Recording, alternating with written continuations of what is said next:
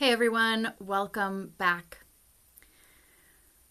No matter the form of your baptism, the church of your membership, wherever you are on the journey with God, there's a place for you at this table because it's God's table. So, welcome. Pull up a chair and come to the table.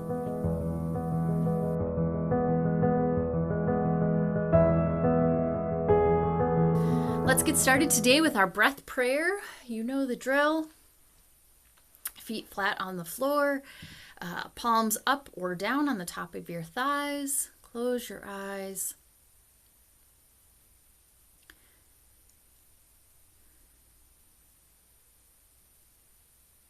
Go ahead and find your own rhythm today. Catch some great waves of your breath.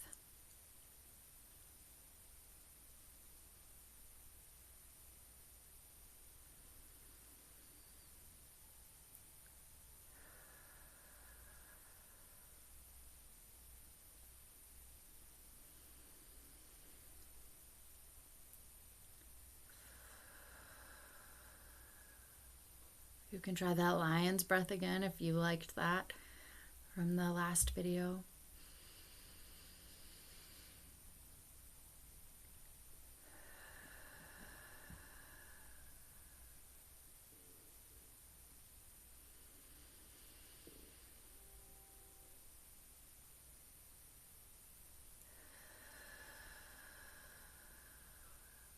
All right, let's take 2 more breaths all together.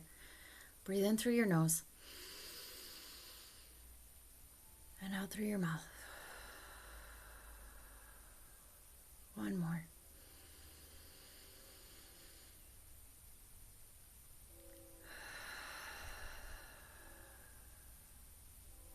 Blink those eyes open. See how you feel. Great. Okay. Well, again, welcome. Thanks for joining me. We are continuing on these post-Easter resurrection experiences. And today we have one of my most favorite stories. It's kind of the first story that I remember taking as my own in junior high. I was kind of a weird kid. I loved church. Maybe that's why I'm a pastor. But I loved church, and one of the very first youth events I went on was called a Youth Quake. And I think we went to the Wisconsin Dells, and the theme was heartburn, which is just like the best theme ever.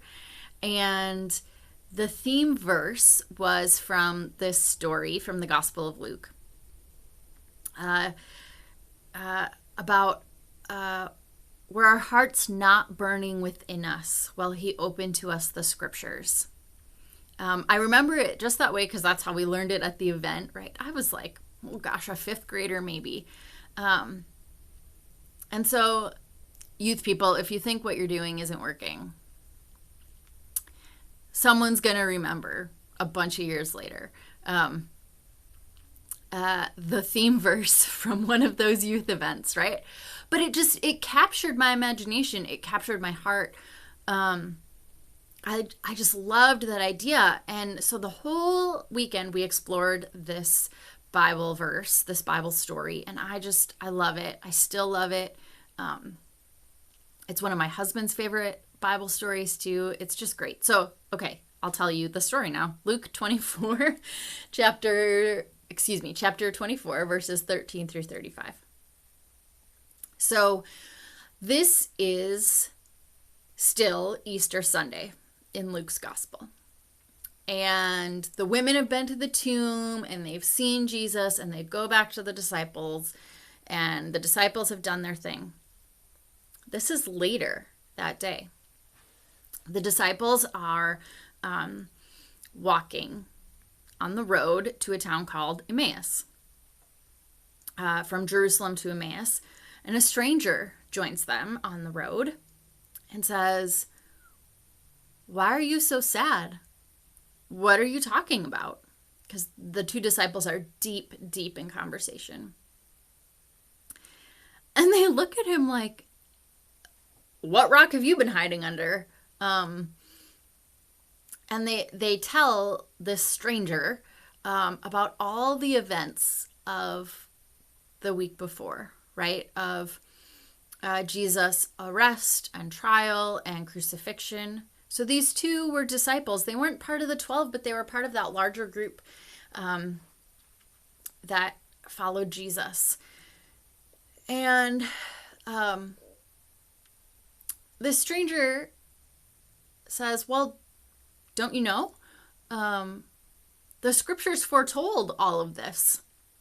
And starting with Moses, the stranger walks them through all of the scriptures and the story that pointed to these events and Jesus and who Jesus was and all of these things.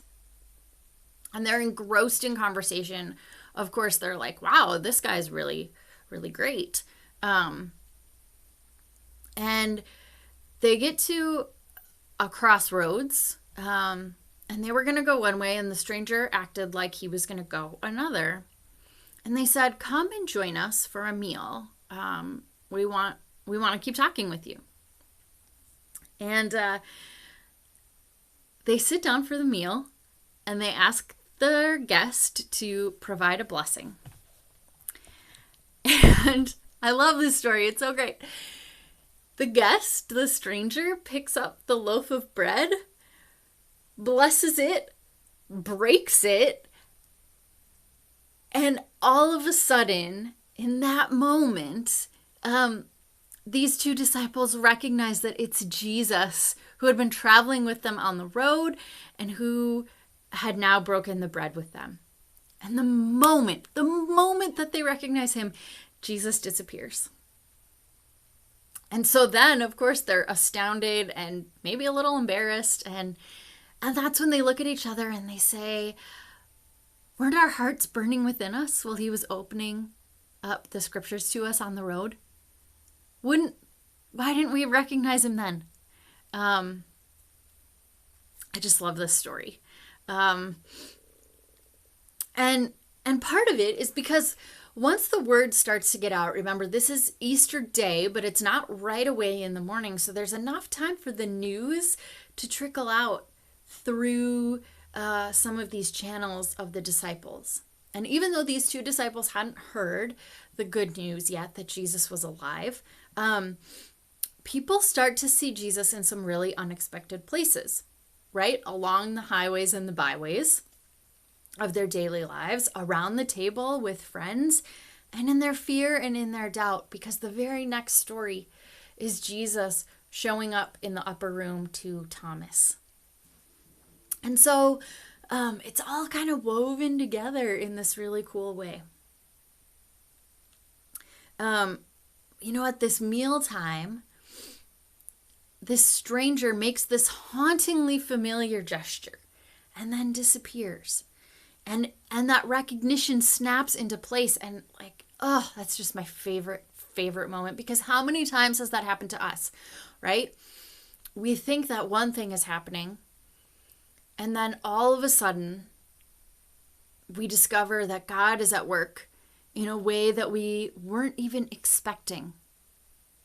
And there's an instant of recognition. And then when we look back, we can see where God had been working, where Jesus had been walking with us to get us to that point, right? I'm sure you all have had an experience like that, where suddenly you realized, oh my gosh, that was Jesus walking with us, walking with me. But it wasn't until there was that familiar piece of breaking bread or a prayer or something that brought that recognition to your heart and to your mind. So Luke uses this setting as one of the contexts for Jesus' resurrection, right? So most often we think of the resurrection as this flash of God's triumph over death-dealing powers, right? The moment in the garden like we explored in the last video with Mary Magdalene from John's Gospel, or with the disciples and the women running to the tomb. There's a lot of, that's what we think of as resurrection, right? The moment that Jesus is triumphantly out of the tomb and back into the world. But we kind of just leave Jesus in that garden, don't we? And Luke gives us a different aspect of the resurrection, which is something that I love. And maybe that's why I've clung to this story. It's less of that flash of light and that like amazing, miraculous, once in a lifetime experience, but it's more the gentle probing of our heart's entanglements on the road to our next chapter. Isn't that pretty? That's what the note in my Bible said. I love it. This event is more of a gentle probing of our heart's entanglements on the road to our next chapter. I wonder what that looks like in our lives. I don't know what that looks like in your life. I don't know what that looks like in my life, especially as we are wondering what the next chapter of our lives is going to look like together as a society and as a world. We're just at the beginning of COVID-19 and the pandemic in the United States. We don't know what life is going to look like once it's been eradicated, once we figure out how to bring some immunity, and all of those questions, right? We don't have any idea what it will look like. And so where can we find Jesus in that? Where might Jesus be showing up in surprising ways that you weren't expecting, especially during this resurrection season of Easter? What's God up to? Where's God showing up? And where are you getting heartburn? When are you getting heartburn? When is there that feeling in your heart and in your mind and in your belly that God is with you? I don't know what that looks like for you. But I hope that you'll pay attention to that during this time. Our spiritual practice for this week is to take a walk. Take a prayer walk.